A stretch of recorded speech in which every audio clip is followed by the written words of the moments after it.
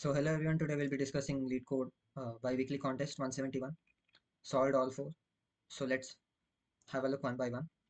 First question says you are given an integer num. A number num is called complete prime if every prefix and every suffix of num is prime. Written true if num is a complete prime, otherwise written false. Alright, so this is a completely easy problem, I would say, because it's prefix suffix array. It's prefix suffix array problem. So if you see here, let's say ABCD is a number which you are given. To say this ABCD is a complete prime, all prefixes, what are all the prefixes of ABCD? A, AB, ABC, and ABCD. These are all the prefixes. And coming to suffixes, what are all the suffixes? D is a suffix, and CD is a suffix, and D is a suffix, CD is a suffix, BCD is a suffix, and ABCD is a suffix. So all the prefixes and suffixes must be prime, all of them. So it's very simple, right? You'll convert this ABCD into a string. You'll convert this into a string. Uh, generate all prefixes, check them one by one. If any of them fails, return false. Generate all suffixes. If any of them fails to be a prime, return false. So I guess I need not code it explicitly. I can just show you. I guess you would understand. This is the basic prime checking function. Complete prime. What have I done? I've taken this num and made it a string. I've generated all the prefixes by adding one character and converted again into number to check if it's a prime or not. If it's not a prime, return false directly. Do the same for suffixes. Generate all suffixes, check them one by one. If they fail to be a prime, return false. If both prefixes and suffixes are prime, return true. That's it. It's a simple problem. Coming to the next problem. Let me hide the solution. First, let us discuss. Okay. So coming to the next problem. What does next problem say? You're given an integer array nums. For each element nums of I, you may perform the following operations any number of times, including 0. All right. Um, increase number by 1 or decrease number by 1. A number is called binary palindrome. I love the way they frame the question because they only dropped a big hint. Okay. Binary palindrome without leading zeros reads same backward and forward, just like a palindrome. The binary representation basically it should be a palindrome, nothing else. Question is simple. Now there are several thoughts coming in your mind, but they drop the hint in the question itself, which makes it much simpler. So you have this one, you have its binary representation. Now you try to figure out the nearest palindrome. As they say in the table, this is the biggest hint. They just dropped a big hint. Nearest palindrome. Okay. So you would compute their difference. The difference between the binary representation of this number and nearest palindrome. That would be your number of operations. Is that very clear? So what would you do? You would pick a number. You would pick a number. You would pick a number. Let's say 4.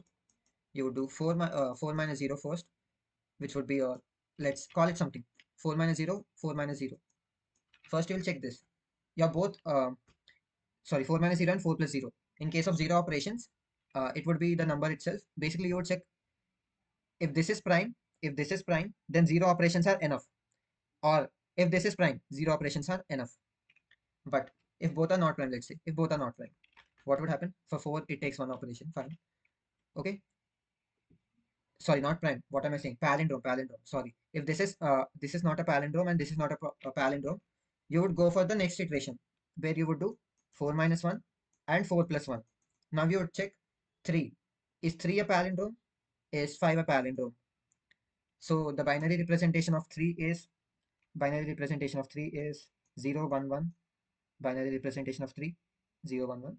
And binary representation of 5 is this is 4, right? 4, 1, 0, 1. This is the binary representation of 5. All right. So the nearest prime is 3. So one operation was enough. This is what you will be doing. If you want me to code this up, it would be fine. But yeah, let me code this up. Not an issue. I can do it very quickly. So what would happen? First, let me disable this error squiggles. Otherwise, yeah. First, you will do string. You will do binary conversion. Let's call it to binary. Let's say you got some long x and you need to convert this to binary. How you would do it? Very simple.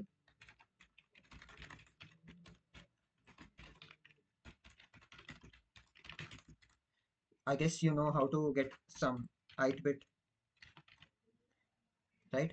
You know how to get ith bit in a binary of a number with bitwise operations.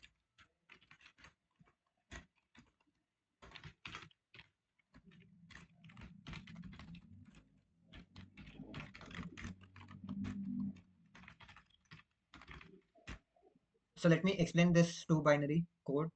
What would happen? For binary representation would be 1 0 0, right? It would be 1 0 0, the binary representation. So what are you doing? You're doing ampersand 1, ampersand 1. So what would happen if you do ampersand 1? 1 0 would be equal to 0. So you got the last digit, got the last digit. Basically you're doing, wait, you're doing with 0 0 1. That would be more clear. Okay, for beginners, you're doing 1 and 0, which is equal to 0. You're doing 0 0 0. You're doing 1 and 0 0. At last you got this 0. Okay, and now you're what are you doing? You're shifting shifting x to right. That means you're shifting one bit. Now this x would become 0 1 0. Now this x would become 0 1 0. That means this one would come here. Now you're doing once again 0 0 1. Once again 0 0 1. This would again give you 0 0 0 only. Now what are you doing? Once again you're shifting it to right. What would happen? 0 0 1 and 0 0 1. This would give you 1. This would give you 1. Now you got 0 0 1. 0 0 1. If you reverse this, you would get 1 0 0. How is this working? How is this working? You're basically using this thing as a pointer, like you do on an array. What you do on an array, what you do, you put a pointer here, then move it, then again move it by doing I plus plus or something like that. Here this one acts as a pointer, but instead of moving the one, you're moving the array itself. Like if this is the array, one would stay here only, array would shift. All right, this is how it works. It's a very beginner stuff, and so this was the question, right? Yeah. Now we need to have a palindrome check function. However, we are checking palindrome. Let's call it some P, capital P.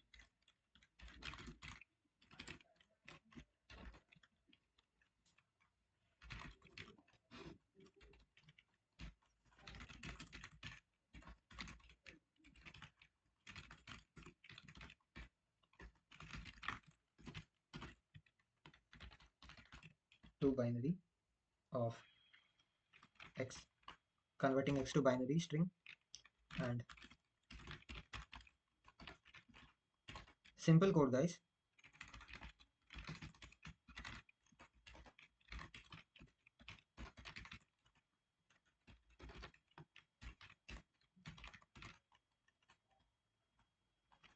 We haven't made this int left and int right.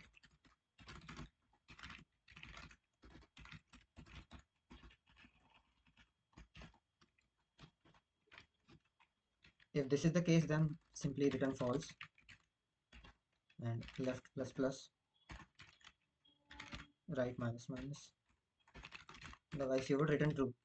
Simple that binary string conversion, keeping it aside, it's a normal palindrome check function, which most of us know. Now let's calculate that min operations thing.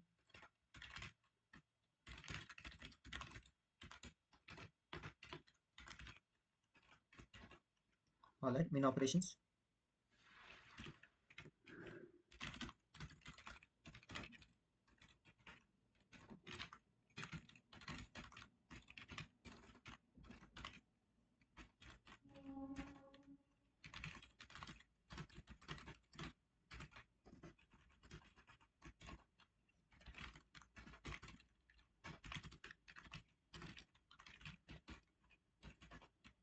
Okay, let's take some k operations are required. Initially k is equal to 0. So what have we discussed? While true, let's say start of the interval is equal to current minus k. Yeah, this is the start of the interval. Where is it? Yeah, current minus k. Current element is, let's say, some element. Here we took 4. Current minus k and current plus k. Okay, start is current minus k, end is current plus k. All right, so we have an interval now. If start is a palindrome, then what? Answer of equal to k. and break this loop. Move to the next element. And one more important check, one more important check is that start should be greater than or equal to 0. All right. And if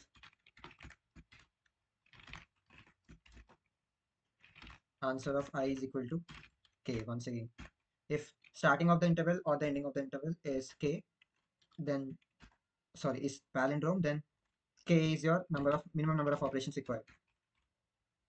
All right. Once again, break. Finally,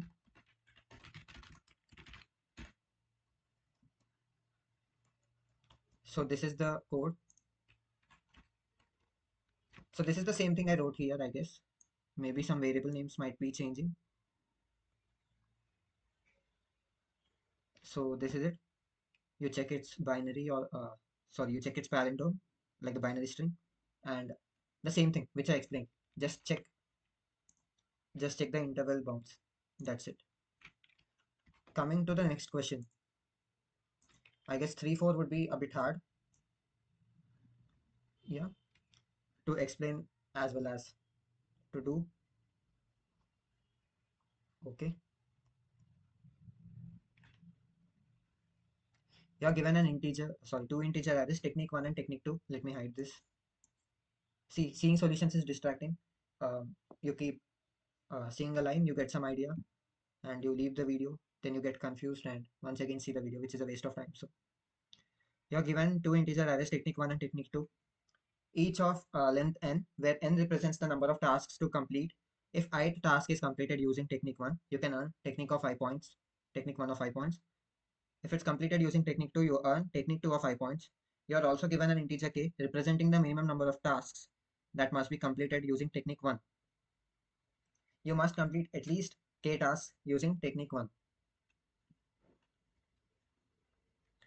And they do not need to be the first k tasks. So you need not follow any order. You need not follow any order. That's a big hint.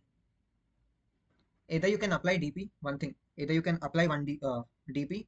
It won't be 1D DP obviously, because you need to maintain the count of k tasks as well as the current level which you are in. So it would be some n cross k. Fine, not bad. I haven't tried it. If you wish to try it, do it by yourself. I tried the greedy version of this because however order doesn't matter, you would pick the top k elements anyways. So yeah, that's it. The greedy approach, which is considerably taking lower time because it's n log n, a bit more efficient. But I'm sure according to the constraints, the DP solution would also work. Fine. Coming back to the problem. So you have this technique 1 and technique 2. Tell me one thing, think greedily. If you have to complete k tasks compulsory from technique 1, would you pick something that would that would not maximize your total points? Would you do that? No. You would always pick the top. You would always pick the top k elements from technique 1. All right. So to do that, but there's a catch. There's also a catch. You cannot directly pick top k from the technique 1, because if you see here, this is the top two elements from technique 1. If you grab them, you would have 15. You would have 15. The remaining one element would be 3. The remaining one element would be 3. All right. The remaining one element is 3. What's the total points that you have accumulated? You have accumulated 15 plus 3, which is 18 points, but the answer is 22. So is Leetcode wrong? No. Um, so what happens is, if you always look at technique 1 only while picking, you miss out the maximums which you can pick from technique 2. All right. You miss out these maximums. How to avoid this? You should be making you should not try to pick the top k from the technique 1. Rather, you should prefer which have the maximum difference between them. Like technique 1 of I minus technique 2 of I must be high. Then you should be able to pick them. Let's see how to solve this. So if you have, oh wait, 5 to 10 and 10, 3, 8. What was it? 5 to 10 and 10, 3, 8. 5, 2, 10, 10, 3, 8. So you shouldn't be picking 15 and 3 here. Bad choice. You should try making a difference array now. this would be -5, this would be -1, and this would be, what would be this? This would be 2. All right, you will be doing this. Now, once you make the difference array, what you would do is, based on the differences, pick the top k elements. Based on the differences, pick the top k elements. Since you have done, call it A, call it B, you have done A minus B. If A minus B is maximum, if A minus B is maximum, that means A is greater than B, right? A is greater than B, right? Right? In some way, A is greater than B. So always you are picking something that would give you some maximum. Not always A is greater than B, but yeah, if you see here, A is greater than B. Somehow you're picking a better version, a better technique. So if you try to maximize this, you should pick two elements, right? You should pick two elements from technique 1. That means you should pick two elements from T1, let's say. Let's call this T1.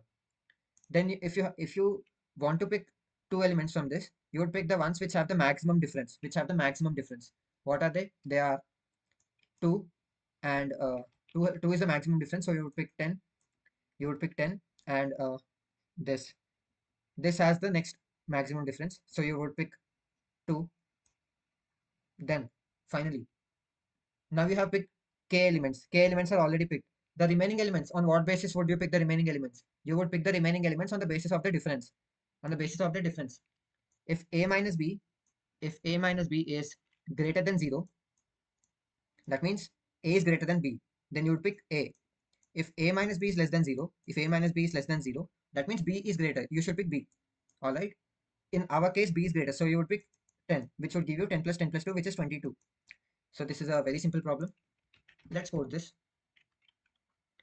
All right, so simple why to code also. This is much simpler than the previous problem. See, you take this and you take n as size, you take a vector pair intent or an unordered map. It's up to you. In contest time, we cannot think lots of things. So yeah, vector pair intent is also okay. Unordered map is also okay. It's up to you. Next, sort them, sort the differences. Okay, sort the differences, and we need to preserve the index, right? We need to preserve the index. That's why we are storing index here, because after sorting, indexes get jumbled, so we should preserve the indices. All right, now, okay, we have this answer, and we iterate. We pick the first k elements.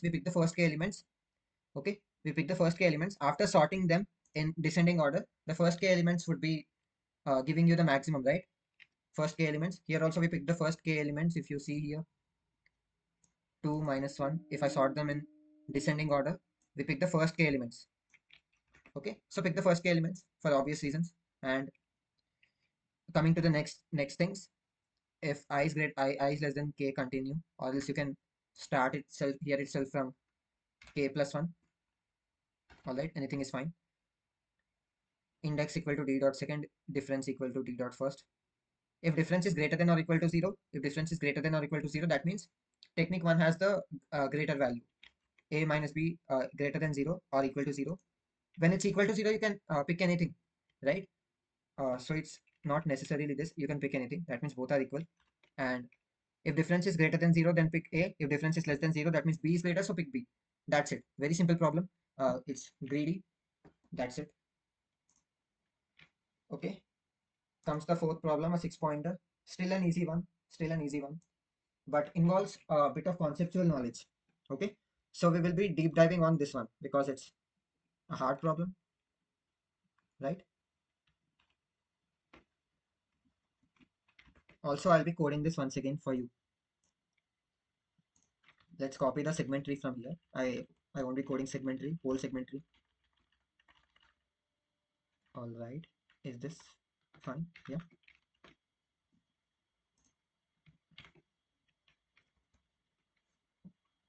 So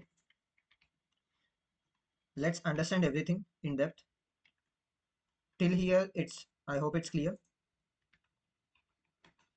Relax yourself for a while. A hard problem, conceptually hard, but frankly speaking, CF contests are much harder than this. Okay. So first thing, what's the question? Forgot to read the question. You are given an array nums of length n and an integer k.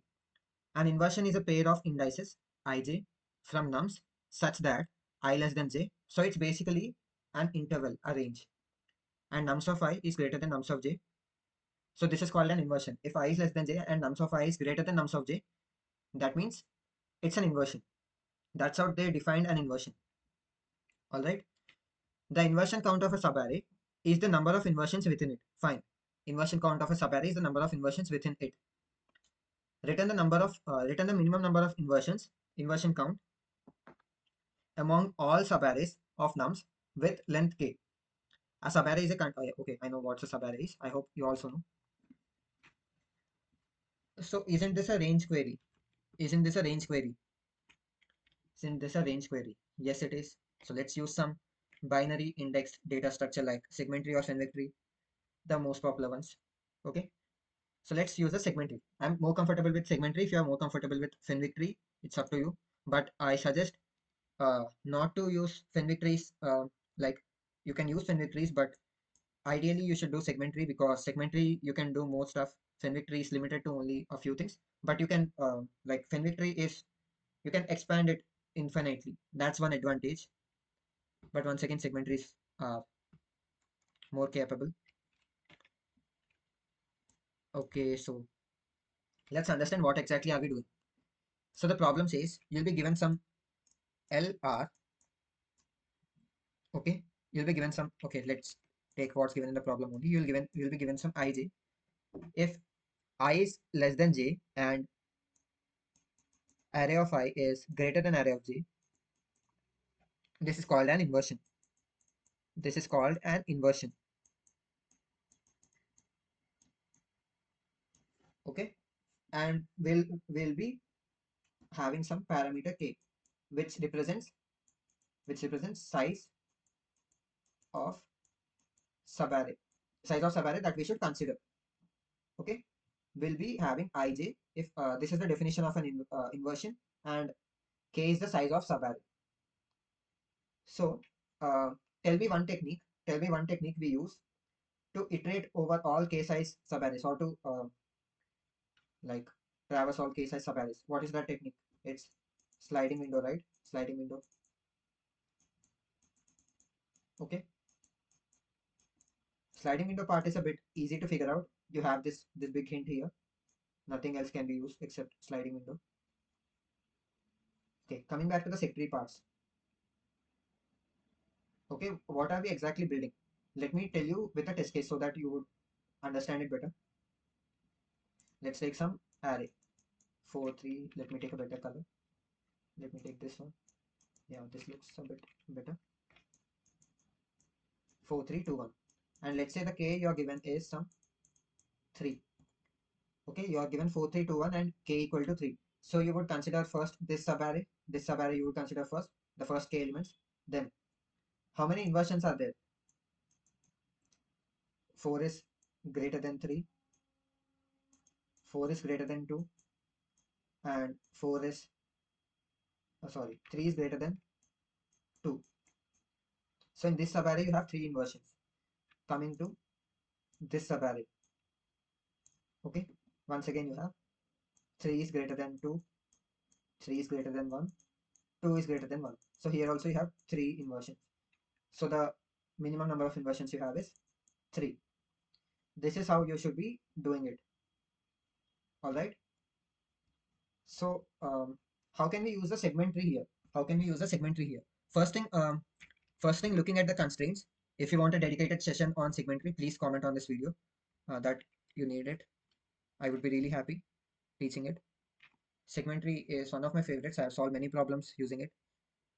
Alright. And looking at the constraints, you can say it's 10 power 9, 10 power 9, and segment we can't store that much. So we use something known as coordinate compression. We use something known as coordinate compression. We use something known as coordinate compression. I would not explain this here because it's a video would get longer unnecessarily. Okay, it has some lower bound and stuff, but yeah. Let's talk about it later in a dedicated video when we talk about segment trees. Okay, so let's we need to do this coordinate compression. And coming to the question, what are we exactly storing? What are we exactly storing? Okay, the question asks you to store number of inversions. So you need to be storing the number of the inversion count, basically the inversion count. Okay, you would be storing the inversion count. What does inversion count mean? What does inversion count mean? Inversion count means if you already have something in the subarray, let's say A, and if B comes into this subarray, if you find that, if you find that A is greater than B, if you find A is greater than B, is already present in this particular interval, this is already present in this particular interval, then you would do inversion count, count plus plus. You would do count plus plus. Okay, you would do count plus plus. That's the main logic we can think of. And initially, we don't get this idea of segment tree. Okay, forget we use segment tree. But if you are trying to do this, first thing you would figure this out. You would think of this, like how to do this. Then you can see for every interval when you add a new element, something is getting updated in that range. So in some range, in some range, if something is getting updated, if something is getting updated, it's a 10,000% segment tree problem. If it's not getting updated, it's a static range. You use prefix sum. You use prefix sum. But here inversion count is getting updated, so it's a 100% segment tree problem. Okay, you need to be using segment tree to store what's getting updated. Inversion count is getting updated. So this is how we build the segment tree. Simple segment tree. You can find this template anywhere, probably anywhere, I guess. Coming to the main logic. Okay, what you would be doing is, first thing, this whole part is coordinate compression. This whole part is coordinate compression. It's nothing but, okay, if something exceeds the range, like segment tree can't store it, you somehow compress it into a smaller values. Okay, so this is how you do coordinate compression. Now you need not take this array, you can directly do from this coordinate compressed array. Okay, so whatever you are doing. Okay, so in term equal to compress dot size, let's make a new secretary of size m. Sorry, that intervals, the max interval would be of m, 0 to m. Okay, so count equal to 0, min count equal to L long max. We will be maximizing it, so we kept, sorry, minimizing it, so we kept it as maximum. Let's understand what are we doing. Simply I've told this, right? You'll have a range, if there's some A, there's some B. B is getting newly added into the range, and A is already present such that A is greater than B. That means inverse exists. There's an inversion. Okay. So let's compute it for the first k elements. The sliding window, generic sliding window template. Compute it for the first k elements. So call something as current element, let's say x. Get compressed. This is coordinate compression. Once again, we have compressed this nums of j. If it's something like 4321, the example I took here, you can assume that this would stay 4321 only because they're very small values. Okay, so okay, we have compressed it. Forget the compression part, let's learn it on some other day. Now focus on the segment tree problem. Okay, if constraints were small, we need not do that coordinate compression thing also. Okay, count plus equal to seg of query x plus 1 m. What does this mean? If x plus 1 is already inside this segment tree, that means a bigger value is already present. Then uh, then you would be adding it to the count. Next you would be updating x, count of x to 1. All right, so that's what you would be doing, and you would be moving to the next element, obviously. Next comes the other loop, the window shrinking loop. This is window expansion, this is window shrinking, if you know sliding window. Okay, in o means outgoing. The outgoing elements is j minus k. You would remove that count and update it to -1 once again. And the incoming element, once again you would do this logic. For incoming element and minimize it, just like typical sliding window. So that's how this thing works. I hope it's very clear. So I felt the contest was pretty easy. If you want a dedicated session on segment trees, please comment on this video. Thank you everyone.